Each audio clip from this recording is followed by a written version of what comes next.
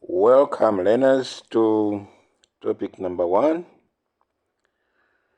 of Form 3 Chemistry, Msce Chemistry. The first topic is experimental techniques, which underpins a number of subtopics, namely chemical waste. We're going to discuss chemical waste in this topic, and later we are going to look at what is called criteria for purity, whereby we are going to look at the use of techniques such as boiling point, melting point, and chromatography to tell the purity of a substance. Alright, so stay on. This is the first topic in Form 3 Chemistry. Welcome once again. My name is Mr. Pochilola, your teacher. Remember, it is on this platform where you learn the sciences for free. Namely, you learn physics, chemistry, biology, and mathematics entirely for free. Alright, all you have to do is subscribe to the channel so that you don't miss anything that we post in the future. Also, remember to hit the notification bell so that every time I upload a video lesson, you become the first to be notified. My name once again is Mr. Pochilola, your teacher on this channel. So welcome to experimental techniques, which is a Form 3 first topic. We shall begin by looking at the concept called chemical waste. So what is a chemical waste? Define the term chemical waste. So in your paper 1, Msce Chemistry, you can meet a question that simply requires you to define the term chemical waste.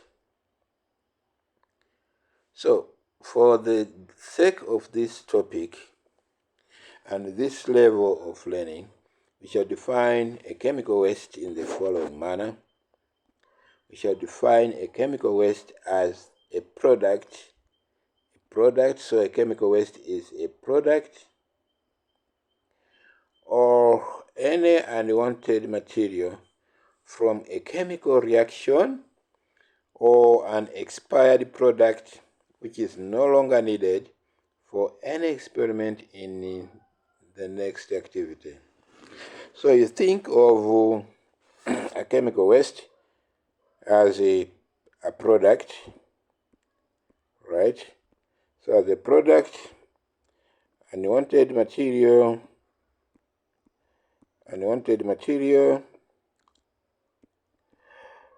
or an expired product, expired chemical.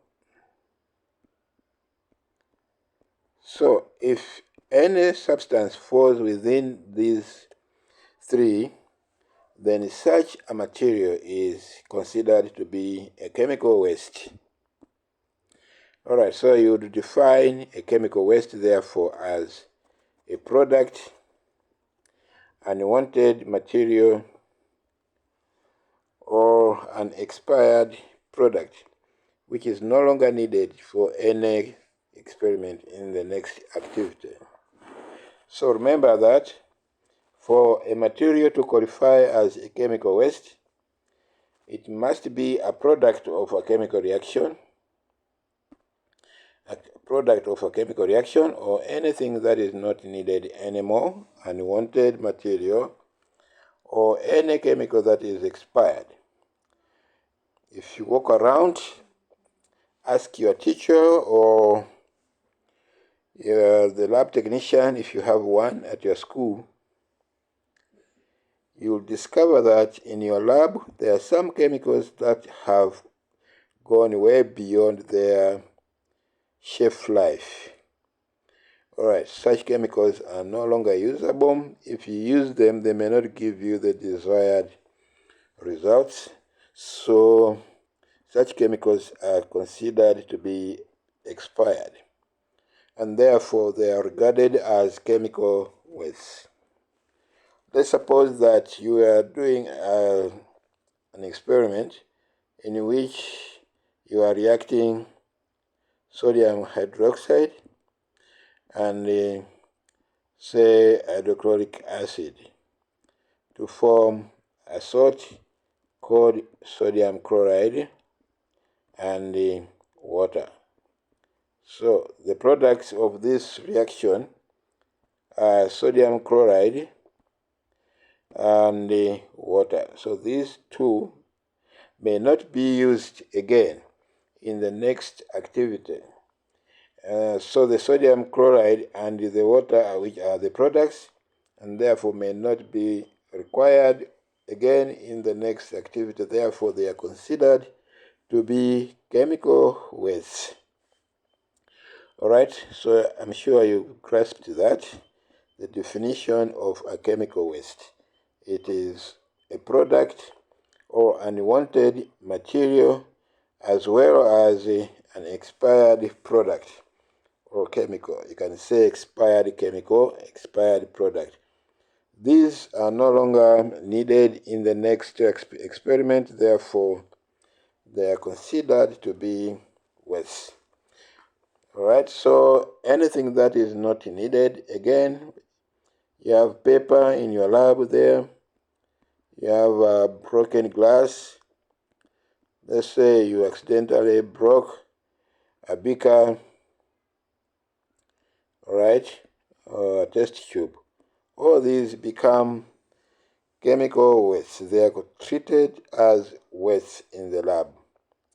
Alright, so think of anything, even water, wastewater, which was used for washing glassware in your lab during a practical. All these are taken to be waste. Alright. Okay, so examples of chemical waste in the lab. Examples of waste products from a chemical reaction. There are many, but here we have a list of some of them. So unused chemicals, for example, acids, alkalis, solid chemicals, all these are considered to be chemical waste. Okay, examples of acids are hydrochloric acid, HCl, acids such as sulfuric acid. All these are examples of assuming that they have not been used for the intended purpose.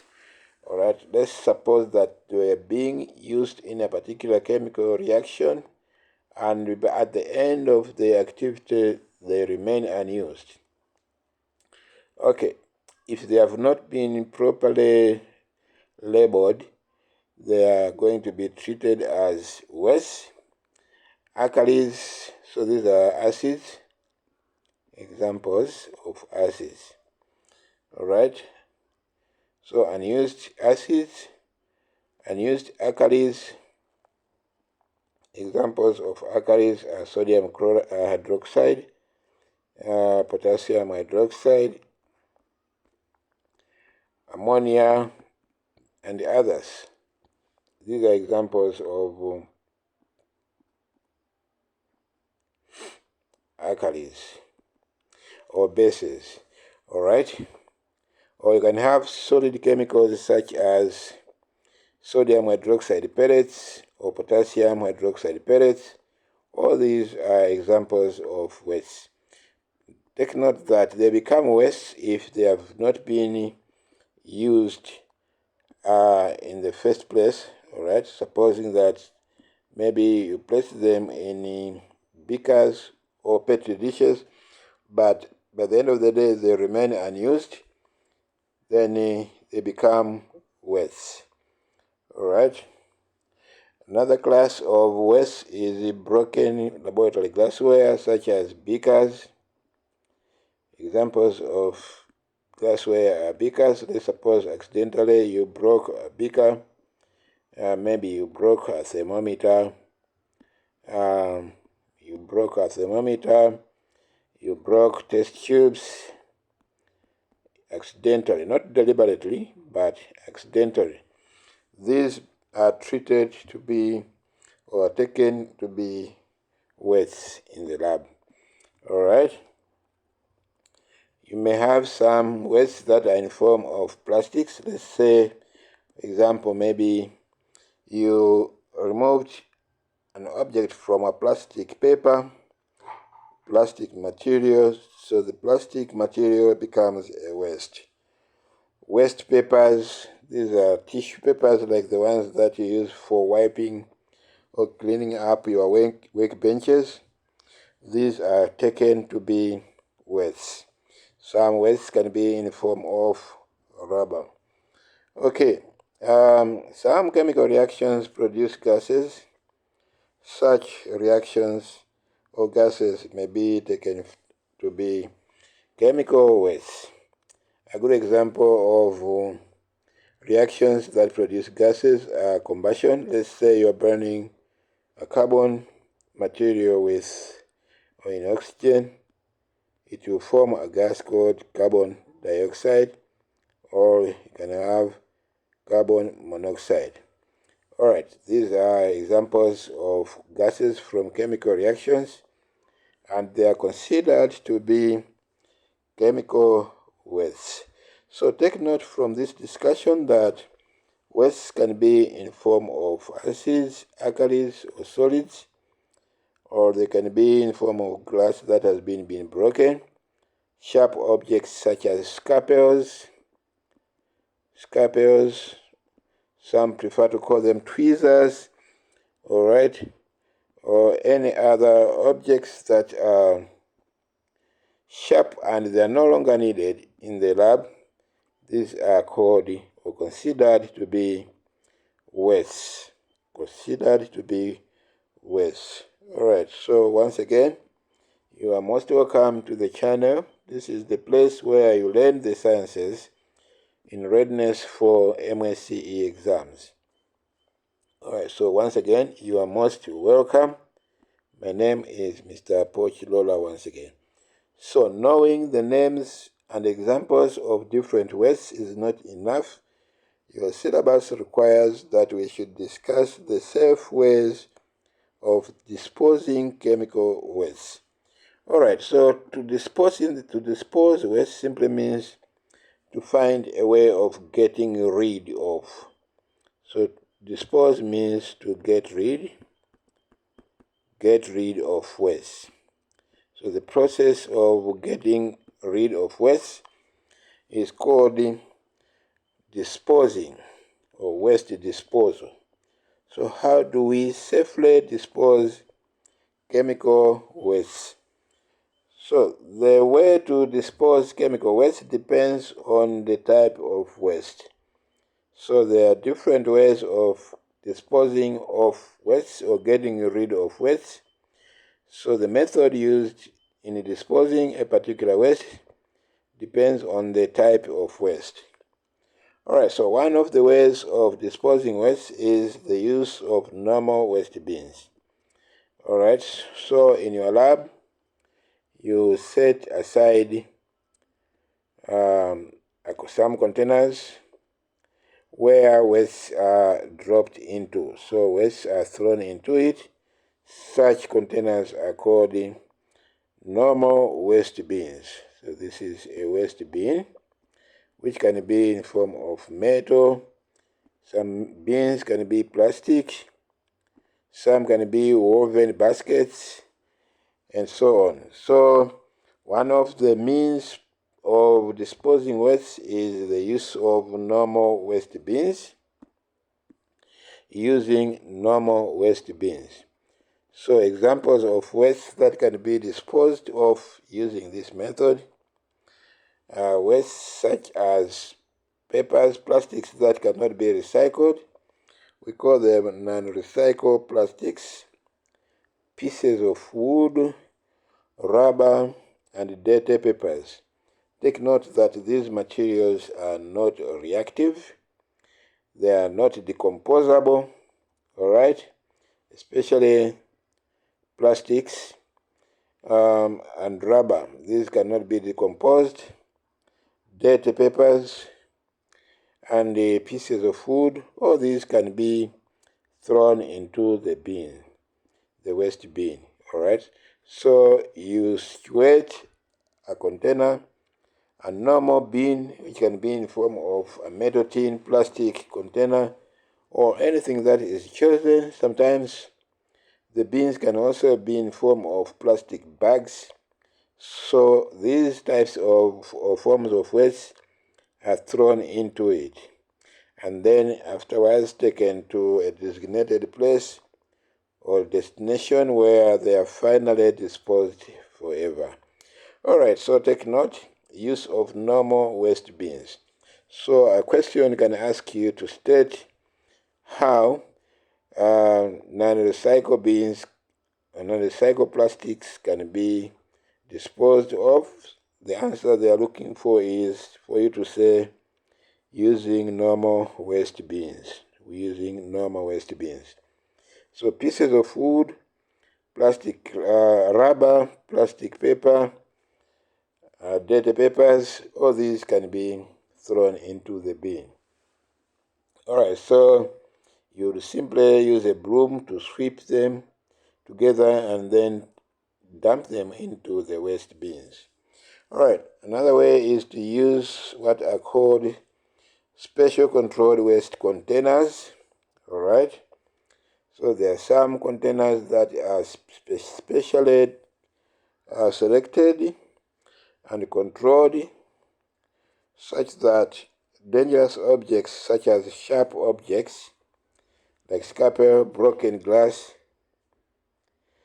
sample tubes, and items that are contaminated with hazardous chemicals. Notice that these materials are dangerous. If not properly disposed, they can cause danger, they can cause harm or injuries.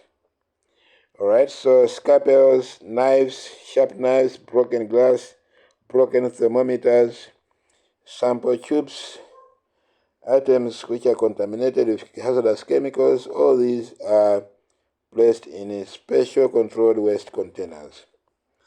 All right, so these are considered to be controlled because in most cases they have to be covered, so they have what is known as a lid. So they're covered with a lid to prevent them from spreading anyhow, so that they don't cause any environmental harm or injuries to the people, students, and workers in the laboratory. So they must be emptied regularly and they must not be allowed to overflow.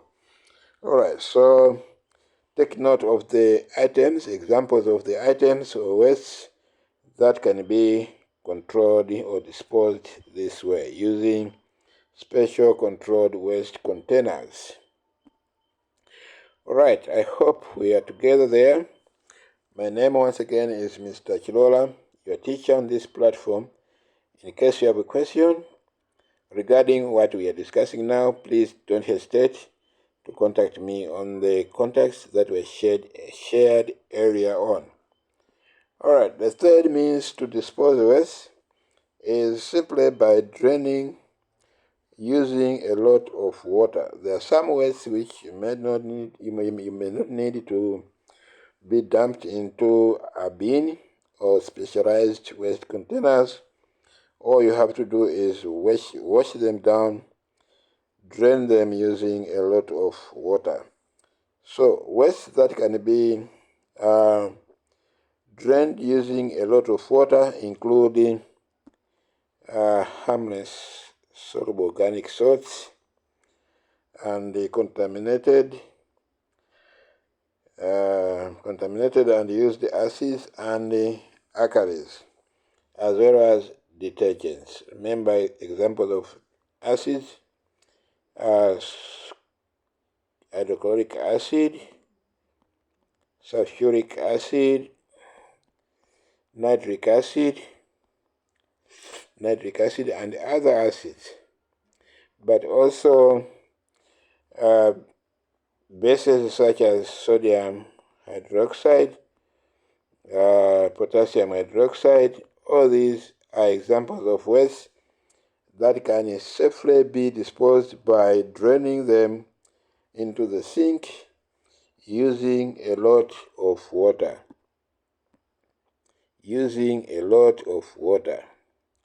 Take note, the examples of waste that are disposed of using different techniques. The first one is what is known as recycling. So recycling simply means converting the waste into something that can be used again. Alright, or converting the waste into useful products. That's called recycling. So materials that can be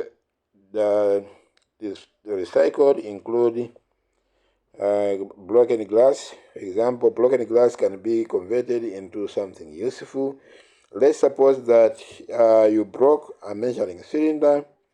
You can use heat to reshape the broken measuring cylinder so that it can be used, converted into something that can be used again.